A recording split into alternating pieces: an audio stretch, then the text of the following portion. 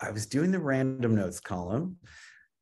And I think it was even before that. I mean, I heard Eminem for the first time, like when he was on a bunch of raucous records, like B-sides and stuff. I was really into that whole scene that's like sort of early mid 90s, like, backpacker hip hop and all that stuff. So I'd heard him a couple times. And then I had a friend who recorded who's like a serious head in Los Angeles, who recorded him freestyling on the Wake Up Show with Sway. Because he did a couple of appearances, but he like had almost all of his thing, just hit record, was like, who the hell is this kid? And actually copied it for me and sent it to me. And I was just blown away.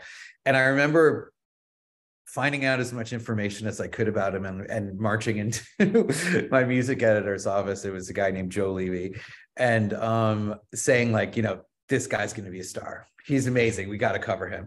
And his attitude was just like, well, it was just kind of like grandfatherly, but I get it, because I was just, I was like, I don't even know I don't know what I had written by then, probably a few Q&As. And maybe this is before I got random notes. So this is probably like 96, 97. Well, I don't know. Never mind about the chronology. It was like, this is before he got signed, like a year or two before he got signed, year and a half. So I remember bringing him up and saying, like, we should do more hip hop. This guy's amazing. I've never heard anyone like him. And I knew that, Joe's a big Beastie Boys fan. So I thought maybe he liked the like nasal delivery and love early M and like the snottiness and all the great Slim Shady aspects to him. And he just said to me, like, we're not really a magazine that covers hip hop much. And we certainly do not do, he's like, we do not parse in unsigned rappers or something like that. But you know what, to his credit, when he did get signed, and when My Name Is was all over MTV, he remembered. He could have given this to somebody else. And he's just said, like, you're going to do a 250, 300 word article on this wacky video. The artist is coming to town for some promo, blah, blah, blah. Now, back then, they'd release a single, a month or so before the main record to see what it's going to do. And in that time, that song was everywhere. So when it came around to it, something else happened, and with whatever our cover was going to be. And he said, you know what? We're making that the cover, because they got the numbers of what it was going to do first month, and it was nuts. It's going to be like 1 or 2. Ended up being number 2 in Billboard charts. And he said, okay, and young Anthony, like, this is it. This is your big break. Don't fuck it up. You're going to Detroit. This is your cover story. Remember this moment, like that kind of thing. And I was like scared to death, but excited. And that's what happened. The deal was, I was going out with him while he did all this is in the cover story and in my book. But like he was doing 3 or 4 club nights, like appearances where you do 3 songs. One was at this famous hip hop night. One was a Sweet 16 for some really mobbed up guy in Staten Island that was in a movie theater, if you can believe it.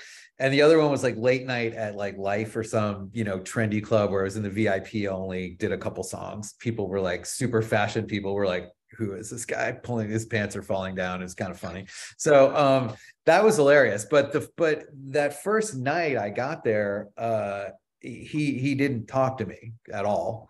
I walked into his manager's office. He had just done a photo shoot with David LaChapelle that day. David LaChapelle at the time had a photo studio in the East Village that was just like a bacchanalia. It was, people in drag, transgender folks, just like gay skaters, and all big, bright, colorful studio. It was like a hangout.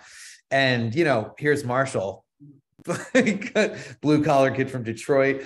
And the photo shoot was going to involve him getting naked. So, and holding the original cover actually appears on the inside of that issue, because I forget which advertiser it was. It was either like the Army, it was probably the Army or Ford, or somebody had a real problem with it, with a naked guy on the cover. Anyway, it was supposed to be like a Looney Tunes thing. So he's holding a giant piece of dynamite that says TNT. And then you're supposed to open it, and it's exploded, like, Wile E. Coyote. And it says Eminem blows up. But at the last minute, that had to be subbed out because of the male nudity, which is kind of ludicrous. Anyway, so M had done that photo shoot, and he was just super nervous about the whole entire thing, that he like didn't eat and drank like, oh, like a fifth of Bacardi, like he does on the record.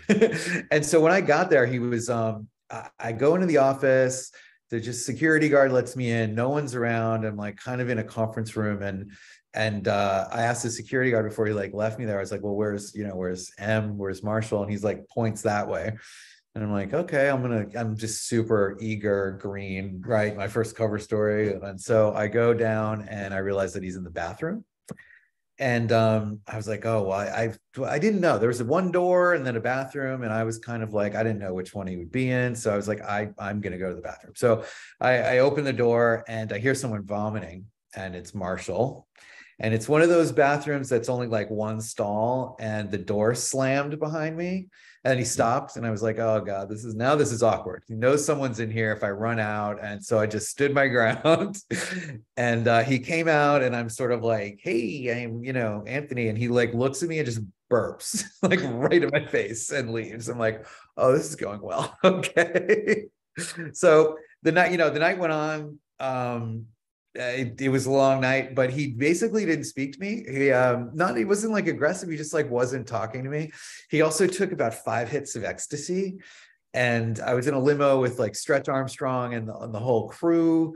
At one point, well, we stopped, and basically the only thing he did, our only interaction the first night, he looked at me, he was checking me out. He wasn't like rude or anything. He just wasn't talking. He was like doing his thing and in his own world. The one thing he did was that we stopped on our way to one of the clubs, and I'm like stuck in the limo. There's like all these big dudes. Em and Stretch are on the other side of this long white limo. And we pull over, and someone knocks on the window, and I'm like looking up, and then Eminem kicks me in the knee. And I'm like, what's going on? And he like reaches out and gives me a bunch of money. I'm like, okay. And then I'm like, oh, okay. So I lower the window, and this guy gives me a bunch of pills, and I go like this. And Paul Rosenberg, his manager, is the other end of the limo. He's like, that's it, Marshall. Fuck you. You're on your own. The Rolling Stone writer just bought your drugs. I'm out of here. I'm taking another car. I'm not coming. And he left for the night. And I've talked to Paul many times since. And I was like, was that staged? He's like, no fucking way. I left. I saw you guys at the airport the next morning. I'd had it with his shit. I was like, that's hilarious. So yeah, I all this is in the cover story.